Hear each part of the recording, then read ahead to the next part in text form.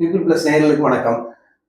நமது அரங்கத்திற்கு வருகை புரிந்திருக்கும் வேலூர் மக்கள் கட்சி தலைவர் திரு பாலா அவர்களே. வணக்கம்ண்ணே, எப்படி இருக்கீங்க? நல்லா இருக்கேன். இப்போ 2026க்கான தேர்தல் எப்படி இருக்கின்றத கொஞ்சம் சொல்லுங்க. 2026 தேர்தல் பக்கா சூடு பிடிச்சி போய் இப்போ உள்ள நிலவரத்தில் அப்படி சூடு பிடிச்சி போயிட்டு இருக்கேன். என்ன காரணம்னு கேட்டிங்கன்னா, திமுக இரண்டாவது முறையாக ஆட்சி அமைக்க போகுது. வரலாற்றில் இரண்டாவது முறையாக ஆட்சி அமைக்கிறது ஸ்டாலின் அவர்கள் தலைமையில் அமைக்கிறதுக்கு உறுதி ஆயிடுச்சு. இதில் சின்ன சின்ன அமைப்புகள் சின்ன சின்னதுக்கு ஊடு வேலை பார்த்துட்டு இருக்கு. அதெல்லாம் ஈஸியாக போகிற போக்கில் தெரிஞ்சிடும். இந்த மே மாதம் 4ஆம் தேதி தெரிஞ்சிடும். 10 தொகுதியில் நம்ம குறைஞ்சது ஒரு 8 தொகுதி நம்ம கன்ஃபார்மாக எடுத்துருவோங்க. அதில் மாற்று கருத்து இல்லைன்னு. 8 தொகுதின்னு குறிப்பாக சொல்கிறீங்க. அந்த 8 தொகுதியில் அந்த உங்களுக்கு சந்தேகப்படுற மாதிரி எந்த தொகுதி சொல்கிறீங்க? 2 தொகுதி, ஒன்று உசிலம்பட்டியும் மேலூரும் கொஞ்சம் சந்தேகமாக இருக்கு. உசிலம்பட்டியும் மேலூரும். இப்போ உங்களுக்கு இப்போ குறிப்பா சோழவந்தான் தொகுதி, அதுல திமுக அதிமுக சார்பு மாணிக்கம், திமுக சார்பில் வெங்கடேசன் நிற்கிறாங்க. அதை தவிர்த்து புதுசா உதயமான சின்னமா நாம் தமிழரும் டிவிகே கட்சியார் டாக்டர் மாலமுருகன் நிற்கிறாங்க. ஆமா. இப்போ ஏற்கனவே சிட்டிங் எம்எல்ஏவா இருந்த வெங்கடேசன் மேல ஒரு சின்ன ஒரு குற்றம் சுமத்தப்பட்டிருக்காங்க. அது என்ன குற்றம்? நானே சும்மா அந்த ஒரு விளம்பரத்துக்கு இப்போ போடுறது, ஒரு பதிவு போட்டோம்னா ஒரு விளம்பரத்துக்காக பதிவை போட்டு அவர் ஃபஸ்ட்டு நான் அவரை பார்க்குறது ஆளுங்கட்சி எம்எல்ஏ ஆன உடனே நான் வெங்கடேசன் அண்ணனை போய் பார்க்குறப்ப ஒரு திறன் சின்னமலைக்கு அலங்காநல்லூரில் இருக்கு, மாலை போட போகிறேன். அப்போ எனக்கு ஒரு போலீஸ்காரர் தள்ளுமுள்ளானோன்னா உடனே ஏசிக்கு அவர் தான் அடித்து, அவர் முக்கியமானவருங்க, என்னங்க இப்படி பண்ணி சத்தம் போடுற. அவர் ஜாதி பார்த்து பழகிறவர் கிடையாது. நம்ம ஒரு 2-3 விஷயத்தில் அவர் அணுகியிருக்கோம். நம்மளுக்கு அண்ணன் நல்ல பழக்கம். அவர் உண்மையில ஜாதி பார்க்க மாட்டார். அவர் திராவிடம்ன்ற ஒரு கொள்கையில் வாழ்கிறவங்க. அவங்க மேக்சிமம் ஜாதி பார்க்க மாட்டார். அதை காட்டிலும் மூர்த்தி அண்ணன்ட்ட அப்படிலாம் நீங்கள் நினைத்த ஜாதி அரசியல்லாம் அங்கே மூர்த்தி அண்ணன்ட்ட எடுபடாது. மூர்த்தி அண்ணன் சக்குன்னு கழுத்து நெரிச்சு பேசிடுவாப்புல. அப்படிலாம் பண்ணக்கூடாதான்னு தப்பு பண்ணிடுவார். நம்மளே ஒரு குறை சொன்னோம்னா என்ன தேண்டா தம்பி இதெல்லாம் ஒன்றும் இல்லடான்னு சொல்லக்கூடிய அவர்கிட்ட அங்கே ஜாதி பாலிடிக்ஸ் அங்கே பெருசாக ஓடாது. ஏன்னா தெரிஞ்ச அளவுக்கு இவங்க சும்மா ஒரு இதுக்காக போட்டுக்கிட்டு இருக்காங்க. அது ஓட்டு ஒன்றும் பெருசாக உடையாது. அந்த மாதிரி அவர் மேலே குற்றச்சாட்டு இல்லை, எனக்கு தெரிஞ்சு இல்லை, உறுதியாக சொல்லலாம். இப்போ திராவிட முன்னேற்ற கழகத்தில் இந்த 5 ஆண்டு காலத்தில் பார்த்தீங்கன்னா நிறைய சாதனைகளை சொல்லியிருக்காங்க. நிறைய சாதனைகளை நாங்கள் செஞ்சு முடிச்சிருக்கோம்னு சொல்லியிருக்காங்க. அதில் சில இது செய்யலாம், எந்த இது செய்யலைன்றது மாதிரி ஒரு குற்றச்சாட்டுகளும் இருக்கு. அது எப்படின்னானே கையால் ஆகாதத்தனத்தினால சொல்லுவாங்க. இப்போ நீங்கள் திருப்பரங்குன்றத்தில் எடுத்திங்கன்னா வேட்பாளர் அருமை சகோதரி அவங்க கீர்த்தியா தங்க பண்ணிட்டவங்க பயங்கர ஃபீல்டு இருக்கிறேன்னே. அது 2 வருஷமாக ஒரே கிட்டத்தட்ட 4-5 வருஷமாக மக்கள் சேவை மட்டும் தான் அவங்க பண்ணிட்டு இருக்காங்க. அவங்கள போய் பார்த்தீங்கன்னா அதை உடைக்கிற மாதிரி தான். இப்போ எம்எல்ஏ நான் இருக்கேன்னா இந்த இடத்துல நான் என்ன செஞ்சுருக்கேன்னு சொல்லி தான் ஓட்டு கேட்கணும். அவங்க என்ன குற்றம் பண்ணாங்க, இவங்க என்ன குற்றம் பண்ணாங்கன்னு கேட்கறது மூடத்தனம். இல்லை, இப்போ அவங்க மேலேயுமே சில குற்றச்சாட்டு பல கோடி ரூபா மோசடி இல்லைன்னு சொல்லி ஒரு அறிக்கையை விட்டுருக்காங்க. ஆனால் புது முகங்கள்ல அவங்கள ஒருத்தாங்க. அது சும்மா எப்படின்னா செல்லப்பா டீம் எப்படின்னா இருக்கும். செல்லப்பா நல்ல மனுஷனே, அது தெரிஞ்சுக்கோங்க. செல்லப்பா நல்ல மனுஷன். அவர் மகன் கூட 2-3 பேர் இருக்காங்க. அது 2 பேருமே எனக்கு பேர் தெரியும், சொல்ல விரும்பலை. என்னவே சபரிசியம் போட்டாவை எடுத்ததை பார்த்துட்டு என்ன பிளாக்மெயில் பண்ணி பணம் கேட்க ஆரம்பிச்சிச்சு. யாரா நீங்கள்? நானே திமுக இருக்கேன், எனக்கு கட்சி விட்டு நிற்க போகிறேன், நீங்கள் போடுறது போடு, எனக்கு என்ன அப்போ விளம்பரம் தான். அப்படி போடுறோன்னா அவங்க ஐடி விங் ஆளுங்க, அவங்க தான் ஒஸ்ட்டு. இந்த செல்லப்பா இந்த வேலை பார்க்க மாட்டாப்புல. எனக்கு தெரிஞ்சு அவர் மூத்த அரசியல்வாதி. அவர் மகன் என்ன பண்ணுறாரு, செல்லப்பா யார் என்னென்ன பண்ணுறாங்க, இவங்களுக்கெல்லாம் எல்லாருமே ஓக்கியம் கிடையாது. எல்லாருக்குமே ஒரு தவறான நோக்கத்தில் உள்ளவர் செல்லப்பா. ஏன்னா நம்ம அவர் வயசுக்கு மூத்தவர், நம்ம அந்த இடனை பற்றி நம்ம கருத்து சொல்ல விரும்பல. ஆனால் அவர் மகனை சார்ந்து ஒரு 5 பேர் இருக்காங்க. அவங்க ஒரு வளையம் மாதிரி இருப்பாங்க. அவங்க பண்ணுற காரியங்கள்லாம் சொன்னோம்னு வச்சுக்கோங்க, என்னடா இப்படி பண்ணுறாங்கன்றவங்க எல்லாமே ஆதாரப்பூர்வமாக நம்ம சொல்லுவோம். அவர் மகங்க கூட ஒருத்தர் குமுத ரிப்போர்ட்டரில் ஒருத்தர் இருந்தாப்புல. இப்போ ஜெயா டிவி ரிப்போர்ட்டர் ஆகிட்டாப்புல. ஜே நியூஸ்னு ஒன்று இருக்குது, அதில் ரிப்போர்ட்டராக இருக்காப்புல. அவர் எப்படி குமுத ரிப்போர்ட்டர்னா என்ன பிளாக்மெயில் பண்ணி பணம் கேட்டுட்டு இருந்தாப்புல. பாலா செலவு போடணும் அதை நான் அப்படியே எடுத்து போட்டு தான் அவரை வேலையை காலி பண்ணி இப்போ இங்கே தூக்கி வச்சுருக்காங்க. அவங்க பண்ணுறவங்க புறமே எப்படின்னா பிளாக்மெயில். ஒன்றுமே செய்யாதவங்களை, குற்றவாளியிலே இல்லாதவங்களை பிளாக்மெயில் பண்ணி சும்மா ஆச்சும் எடுத்து போட்டு இப்படி பண்ணுறதான். இப்போ செல்லப்பா தெரிஞ்சு இந்த மாதிரி மோசடி இந்த இதெல்லாம் பேச மாட்டாங்க. 40 ஆண்டு காலம் அரசியல் அவருக்கு தெரியும்ல கல நிலவரம் என்னன்னா மக்கள் மத்தியில் போய் ரீச் ஆகணும். இவங்க பூரா அந்த இன்ஸ்டா யூடியூப் வச்சு அவர் மகன் டீம் பூராமே அப்படிதான். அவங்க வந்து வேலை பார்க்க மாட்டாங்க. அடுத்த ஆள் என்ன பண்ணுறாங்க, இவங்க என்ன பண்ணுறாங்க. சவுக்கு சங்கரை வச்சு ஆப்ரேட் பண்ணார்ல, கடைசியில் சவுக்கு சங்கரே அவரை கத்துற அளவுக்கு தானே ஆக்கி விட்டாரு. அது மாதிரி ஒரு ஒஸ்டானவர்னு.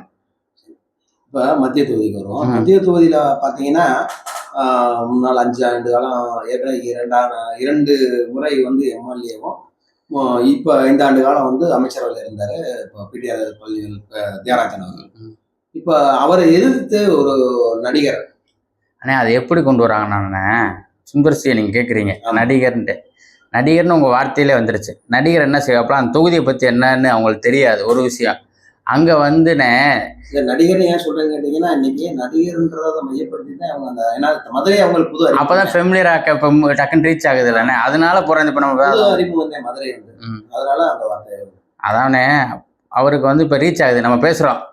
அதுக்கு சும்மா சாதாரண புதுமுகமாக இருந்தால் அண்ணே ஓட்டு ஜெயிச்சிரு பிடிஆர் அண்ணே ஜெயிச்சிருன்னு ஈஸியாக சொல்லிட்டு போயிடுவாங்க. நம்ம அவரும் பிடிஆர் தியாகராஜனும் அத்தையும் சொல்லியிருக்காரு, மதுரையை பற்றி தெரியாதவர் மதுரையை வந்து நிற்க வேண்டிய அவசியம் என்ன இருக்கு, அவருக்கு என்ன தெரியும்னு கேட்டிருக்காரு. அதுதான் நான் பதிலே சொல்றேனே. அவர் கேட்டதுக்கு எப்படி நான் இது என்ன பண்ணாங்கன்னா, ஃபர்ஸ்ட் 140 அடி செலவு வைக்க போறோன்னு ஒரு பொய்யான ஒரு வாக்குறுதி கொடுத்தாங்க. தென்னிந்திய சங்கம் வெள்ளாளர் சங்கம் வந்து அடிக்கலை நாட்டினாங்களே. அண்ணே அது அடிக்கல் எங்கன்னு இடம் அந்த இடத்துல நடத்துனாங்களாண்ணே. அதாவது பிடிஆர் காலேஜ்ல வந்து அதுவும் கிடையாதுண்ணே. இங்க வந்து நம்ம சண்முகம் வந்து ஏசிய சண்முகம் வந்து நாட்டினதெல்லாம் பொய்யினே. அதாவது என்னன்னா பேருக்கு வந்து பண்ணாங்க. நீங்க சொன்னதெல்லாம் வாஸ்தவம்னு வச்சு அது மாயை. அது ஒரு தொகுதி வாங்குறதுக்காக இந்த வேலை பார்த்தாங்க. அந்த இடமே இப்போ வேணாம், நாங்கள் வேற இடம் பார்த்து செலவைக்க போறோம்ட்டாங்க. இப்போ அந்த கிரவுண்டில் வைக்கிறோம் நாங்கள்ல, நீங்கள் சொன்ன மாதிரி அந்த கிரவுண்டு கிடையாது, அது ஊருக்குள்ளே போயிடுச்சுட்டு அடுத்த கதையை கொண்டு வந்துட்டாங்க. அடுத்து வேற இடம் நாங்கள் 2 ஏக்கர் இடம் பார்த்துக்கிட்டு இருக்கோம். யாராச்சும் 2 ஏக்கர் இடம் இருந்தால் சொல்லுங்கன்னு நம்ம சொல்கிறாங்க. அப்போ தான் நம்ம சத்தம் போடுறோம். என்னங்க இப்படி பொய்யான வாக்குறுதியாக கேட்டு ஏன் இப்படி மக்களை ஏமாத்துறீங்க? வெள்ளாளர் ஓட்டு அதிகமாக இருக்காங்க மத்திய தொகுதியில். பார்த்தீங்கன்னா சேனை தலைவர், இல்லத்து பிள்ளைமாறு, வெள்ளாளர், காரகாத்த வெள்ளாளர் எல்லாருமே மதுரை மத்திய தொகுதியில் வந்துடுவாங்க. பெரிய ஓட் பேங்க் இருக்குது அங்கே. வந்து இஸ்லாமியர், வெள்ளாளர் இவங்க தான் ஒரு இது அகமுடியார் கொஞ்சம் இருக்காங்க. எல்லாருமே சேர்ந்தா ஓட்டு. அவங்க ஓட்டை பிடிக்கிறக்காக இந்த ஒரு தொகுதி வாங்குறதுக்காக பொய்யான ஒரு வாக்குறுதியை கொடுத்துருக்காப்புல. நீங்க சரியா அதை சொல்றீங்க. ஆனா இன்னைக்கு வந்து துணை ஜனாதிபதி நேரம் வந்திருந்தாரு. அண்ணே பிஜேபி ஆளுங்கட்சினே. இப்போ பிஜேபியில் நீங்கள் கூட்டணி கட்சியில் இருந்தீங்கன்னா நீங்கள் கூப்பிட்டா பிரதமரே வந்துடுவாருண்ணே. தமிழ்நாட்டை பிடிக்கணும். அவங்க இலக்கு மக்களுக்கு நல்லது செய்யணுன்றது இலக்கு கிடையாது. தமிழ்நாட்டில் யார் கூப்பிட்டாலும் வந்துடுவாங்க. இதெல்லாம் பொய்யான ஒரு வாக்குறுதி. இந்த எம்எல்ஏ சீட் வாங்கி பிடிஆரை ஜெயிக்கணுன்றதுக்காக இந்த கதையை வேலை பார்த்துருக்காங்க. இப்போ இந்த 10 தொகுதியை வென்றெடுப்பேன்னு சொல்லி முன்னாள் அமைச்சர் திரு மூர்த்தி அவர்கள் வந்து இதை பதிவு பண்ணியிருக்காரு. ரொம்ப அணித்தரமா பதிவு பண்ணியிருக்காரு. கண்டிப்பா 10 தொகுதி நான் வென்றெடுப்பேன்னு சொல்லி சபா முதல்வருக்கு சொல்லியிருக்காரு. இது சாத்தியமா? சாத்தியம்ண்ணே. அவர் களப்போராளிண்ணே மூர்த்தியண்ணே. களத்துல நின்று ஜெயிக்கிறவர். சும்மா அந்த வாயில சொல்லிட்டு இந்த நடந்து போயிட்டு போகிறவர். அவர் போட்ட இதில் எதுவும் ஃபெயிலியர் கிடையாது. இது வரைக்கும் ஒரு தோல்வியை காணலை. நல்லா ஜெயிச்சிருக்காப்புல. மக்கள் மனசு என்ன, பாமர மக்கள் மனசு என்னன்னு புரிஞ்சுக்கிட்டவர். மேல்மட்ட அரசியல் பண்ணலை. பாமர என்ன இருப்பேன், நம்ம ஊர் ஸ்லாங்கில் எப்படி இருக்குன்னு அவரை எல்லாரும் என்னடா இப்படி பேசுகிறாங்கன்னா நம்ம ஊருக்காரையும் பூரா அப்படித்தான் இருப்பேன். அது மாற்றுக்கிறதா இல்லையா? நம்ம ஊருக்காரையும் பூராமே இப்படி தான் பேசுவோம். இப்போ என்கிட்ட கேட்டாலே எனக்கு இந்த இயற்கையான மதுரை பேச்சு தான் வருது. வச்சு நாகரிகம் அவங்க சொல்கிறாங்க இப்படின்னு இல்லை. அது வந்து இயற்கையான பேச்சு. அவர் ஜெயிக்கிறக்கூடியவர். இப்போ இந்த 10 தொகுதியில் 2 தொகுதி வந்து உண்மையிலே வந்து திமுகவுக்கு ஒரு கேள்விக்குறியாக இருக்குன்ற மாதிரி ஒரு பேச்சு. அந்த 2 தொகுதி வந்து மேற்கு 1, திருப்பரங்குன்றம் 1. அது 3 இருக்கு. அதுல வந்து கொஞ்சம் குழப்பமாத்தே இருக்குன்ற மாதிரி இருக்கு. திருமங்கலம் 1. இது வந்து அதிமுக வந்து கண்டிப்பான முறையில் வெல்லும் அப்படின்ற உறுதி இல்லைண்ணே. வாய்ப்பு இல்லைண்ணே. என்ன காரணம்னா கீர்த்தியான்ற ஒரு பெண்ணை ஜெயிக்கிறது அவ்வளோ. மதுரை மீனாட்சி பட்டினத்துல மீனாட்சி அதான் ஆளுது. அவ்வளோ சீக்கிரம் ஜெயிக்க முடியாது. செல்லப்பா அப்படி பார்த்தா மேற்கு தொகுதியில ஏற்கனவே சின்னம்மா வந்து தோத்துருக்காங்க. அது வந்து சின்னம்மா தோத்துருக்காங்க. அது காரணம் என்னன்னானே அப்போ உள்ள கள நிலவரம் வந்து சரியில்லை. அப்போ வந்து எல்லாருமே டாமினேஷன் கொஞ்சம் ஒரு மாதிரி இருந்துச்சு. கள நிலவரம் நம்ம ஃபீல்டு ஒர்க் பார்க்குறதுக்கு கொஞ்சம் இது இல்லை. இப்போ அப்படி கிடையாது. களத்தை மாற்றி நம்மளுக்கான களமாக மாற்றி வச்சுருக்கோம். அதில் நம்ம வந்து நம்மளுக்கான களமாக இருக்குன்றப்ப நம்ம ஜெயிக்கிறதுக்கு முழு வாய்ப்பு இருக்குது. இந்த இதில் எப்படின்னா ரகுபாலாஜி ஜெயிப்பாப்புலனே. என்ன காரணம்னா அவருக்கு அனைத்து சமூகமும் நல்ல ஒரு பண்பாளர், ஒரு அட்வொகேட்னே. ஒரு அட்வொகேட்டு மக்களுக்கான பிரச்சனையை தேடி தேடி செய்கிறவர். டெய்லி காலையில் இருந்துச்சா மக்களை சந்திக்கிறதா அவரோட வேலையை. தொழிலே வந்து என்ன வக்கீல்னா என்ன மக்களை சந்திக்கிறதா வேலை. மக்களை சந்திச்சுக்கிட்டே இருப்பாப்புல, நல்லது கெட்டது பார்ப்பாப்புல. இப்போ நம்ம ஃபோன் பண்ணாலும் என்ன பாலா செஞ்சு தந்துடுவோம் பாலான்னு தான் சொல்லுவாப்புல. அது மாதிரி ஒரு நபர் தான் மக்கள் தேடுறாங்களே ஒழிச்சு சினிமா பிரபலங்களை தேடல. அவங்கள பார்க்கறதுக்கே அப்பாயின்மெண்ட் கேட்கறதுக்கு நம்ம தேடலை. இப்ப நீங்க இந்த முறை வந்து நீங்க திமுகவுக்கு ஆதரவு தெரிவிச்சிருக்கீங்க. வந்து நீங்க அதுக்குன்னு ஒரு கூட்டணி அமைச்சு ஒரு அணி அமைச்சு திராவிட முன்னேற்ற கழக தலைவரை சந்திச்சு நீங்க ஆதரவு தெரிவிச்சீங்க. அதுல இணைஞ்ச உங்கள யாராரு இணைஞ்சீங்க இந்த அணியில? ஆனா நாங்க ஒரு அணை அமைப்புல நாங்க ஒரு 4 சமுதாயம் இருந்தோம்னே. முக்குளத்தூர் சமுதாயம், நாயுடு சமுதாயம், கோனார் சமுதாயம், வெள்ளாளர் சமுதாயம், 4 சமுதாயம் சேர்ந்து தான் கூட்டமைப்பை உருவாக்கி இந்த ஜெயிச்சு கொடுக்கணும் அப்படின்னு தென் மாவட்டங்களில் இதுதான் ஜட்ஜ்மெண்ட் கொடுக்குற இது சமுதாயம், யார் ஜெயிக்கணும் தோக்கணும்ன்ட்டு. இப்போ இடைநிலையில் இருப்பாங்க. இப்போ என் சங்கத்திலே பார்த்தீங்கன்னா என் கட்சியில் மதுரை மாவட்டத்தில் மட்டும் கிட்டத்தட்ட 10,000 உறுப்பினர் இருக்காங்க. என்ன காரணம், நம்ம சந்தா கட்டுறாங்க. மாதம் சந்தா வாங்குறோம். நம்ம கட்சிக்கு இது சந்தா வாங்குறதுல 10,000 சந்தா மதுரையில் மட்டும் கட்டுறாங்க. இந்த மாதிரி இருக்கனால நம்ம ஒவ்வொருத்தரும் ஒவ்வொரு பேக்ரவுண்ட் இருக்குது. அவங்க சொன்னால் இப்போ நம்ம சொல்கிறோம் நம்ம சமுதாயத்துக்கு சரியாக இருக்கும், செய்வார், நான் பொறுப்புன்றப்ப அவங்க ஓட்டு போடுவாங்க. பொதுவான ஒரு ஆள்கள் இருப்பாங்கள்ல, அது மாதிரி. உங்களுக்கு அந்த வரவேற்பு எப்படி இருந்தது? ஆனால் மக்கள் மத்தியில் முதல்வர் மத்தியில் நல்ல ரெஸ்பான்ஸ்னே. அங்கே வந்து முதல்வர் எப்படின்னானே, இப்போ எடப்பாடியை கூட்டணி கொடுத்த ஒரு 5 பேர் இப்போ எனக்கு தெரிஞ்ச என் நண்பர்கள் தான் அவங்க வந்து இங்கே வந்து கொடுக்குறாங்க. என்ன காரணம்னா, அங்கே எடப்பாடியை பார்க்க முடியாது. எடப்பாடியை நீங்கள் ஈஸியாக பார்க்க முடியாது. அந்த மாவட்ட செயலாளரை பிடிக்கணும், அந்த மாவட்ட செயலாளர் தான் கூப்பிட்டு போகணும். இங்கே அப்படி கிடையாது. நான் நாளைக்கு போனால் அறிவாலயத்தில் போய் சிஎம் பார்க்கணும்னு சொல்லிட்டு கார்டை கொடுத்துட்டு சொல்லிட்டோன்னா மறுநாள் காலைல கூப்பிட்டுருவாங்க. அப்போ நீங்கள் எளிதாக பார்த்துடலாம்ன்றீங்க? முதல்வரை ஈஸியாக பார்த்துடலாம். முதல்வரை பார்க்க ஒரு பெரிய விஷயமே கிடையாது. முதல்வரை பார்த்துடலாம், உதயநிதி அண்ணனையும் பார்த்துடலாம், சபரீசன் அண்ணையும் ஈஸியாக பார்த்துடலாம். நம்மளுக்கும் சபரீசன் எந்த ஒரு இல்லை, அவர் எதுக்கு உள்ளது? எங்கள் சமுதாயத்தில் பெரிய ஆளுமை இல்லை. ஆமாம், எங்கள் வெள்ளாளர் சமுதாயத்தில் பெரிய ஆளுமைனே.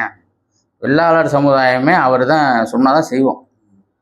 திராவிட முன்னேற்ற கழகமே அவருக்கு பின்னாலதான் சமுதாயம் பின்னாடி இருக்கும்.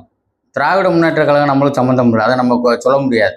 எங்கள் வெள்ளாளர் சமுதாயம், வெள்ளாளர் பிள்ளைமார், வெள்ளாளர் முதலியார் பூராமே அவர் பின்னாடி தான் இருக்கும். ஓட்டு அவர் சொல்கிற ஆளுக்கு தான் நாங்கள் ஓட்டு போடுவோம். சரி, இப்போ மதுரையில் அந்த 10 தொகுதியிலே உங்களுடைய வேட்பாளருக்கு தொடர் பிரச்சாரத்துக்கு நீங்கள் போனீங்க. இதுல வந்து உங்களுக்கு அவங்க எந்த அளவுக்கு ஆதரவு கொடுக்குறாங்க, எவ்வளவு கூட்டணிக்கு ரெஸ்பான்ஸ் அம்புட்டு ரெஸ்பான்ஸ் கொடுப்பாங்க? எனக்கு தெரிஞ்சு தளபதி என்ன 10 தொகுதியிலேயே. ஏன்னா மாவட்டத்தில் 3 மாவட்டத்தில் நம்மளுக்கு நல்லா இருப்பாங்க. பாலான்னு கலந்து தொட்டு பேசி போய் பாருங்க, என்ன அங்கே இதாக இருக்குது, அந்த சமுதாயம் இதாக இருக்குது. நேரத்தில் வெங்கடேசனுக்கு என்னயா அப்படின்னாங்க. அண்ணா அதெல்லாம் ஒன்றும் பிரச்சனை, நான் பேசினா உடனே ஃபோனை போட்டு பேசி சரி பண்ணிடுறோம். அளவுதான் வேலை. சும்மா தேர்தல் நேரத்தில் ஒரு பூரா பாம்பு எல்லாம் எந்திரிச்சு வரும், அதை அப்படி அடிச்சு அமைக்கி படக்கு போட்டுருவோம். வடக்கு தொகுதியில் வந்து தளபதி அவர்கள் வந்து போன முறை வந்து எம்எல்ஏ இருந்தார். இப்போ அந்த 5 ஆண்டுகள் சரிவர நிறைவேற்றாத விஷயங்கள் நிறைய இருக்கு அப்படின்ற ஒரு பேச்சு இருக்கு. சரவணன் வந்து இப்போ நிறைய தொகுதிக்கான சூதியில இறங்கி பணி செய்யறாரு அப்படின்ற ஒரு அண்ணே மாயனே. அவரு சினிமாக்காரர் தானே. அது என்ன பண்றாரு, அந்த இட்லியை போட்டு ஒரு நாள் படம் எடுத்துக்கிறாரு.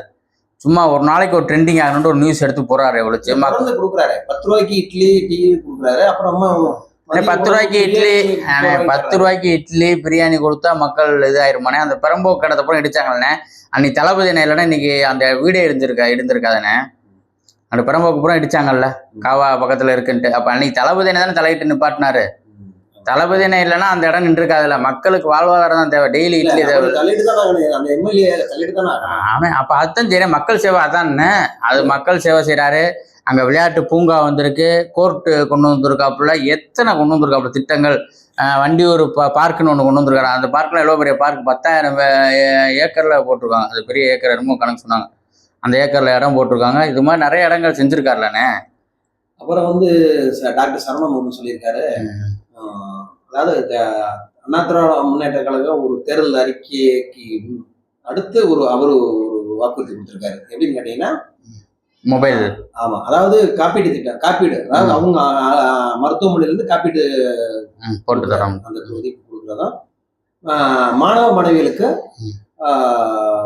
கல்வி உதவித்தொகை கொடுக்கப்படும் அப்படின்னு சொல்லி ஒரு தனிப்பட்ட முறையில் அறிவிச்சிருக்காரு. தனிப்பட்ட முறையில் ஒரு வேட்பாளர் அறிவிக்க முடியாது, ஒரு கட்சி சார்ந்து தானே அறிவிக்கிறது. தனியாவே அறிவிச்சிருக்காரு. அது அறிவிக்க கூடாதுல்லண்ணே. உறுதியா சொல்ல முடியும். உறுதியா சொல்ல முடியும்னே. அவர் எப்படி அறிவிக்க முடியும்? மக்கள் சேவையா தானே இருக்கு. மக்கள் சேவைன்றது இந்த காப்பீடு திட்டம், இட்லி கொடுக்கறது இல்லைண்ணே.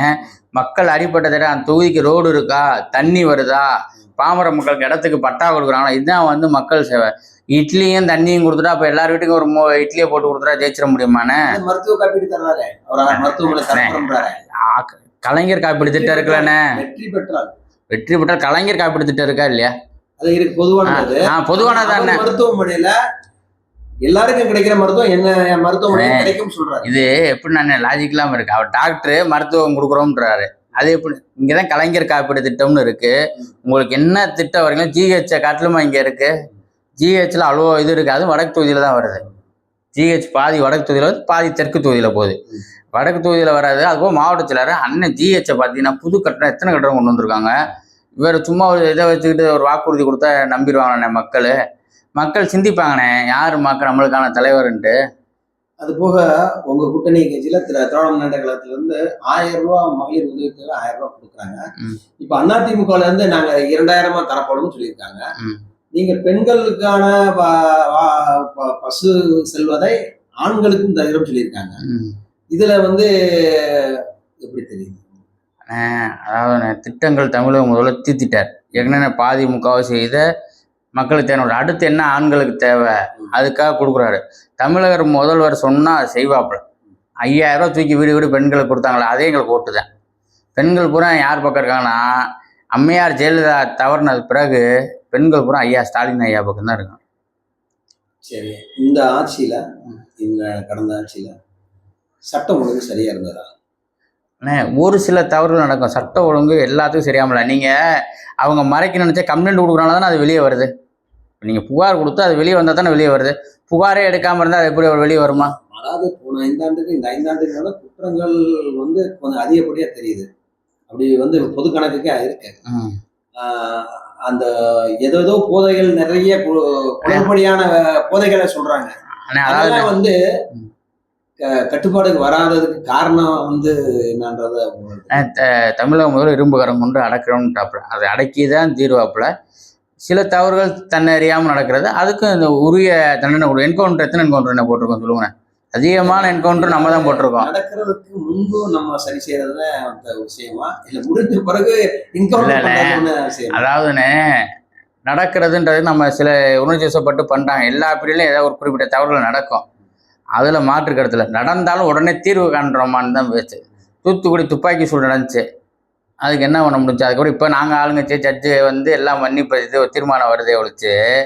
அது மாதிரி தான் சட்ட ஒழுங்கு எல்லாத்துக்கும் சட்ட சமம் தான். அதில் யாரும் இருக்குண்ணே, அதில் மாற்று கருத்தே இல்லை.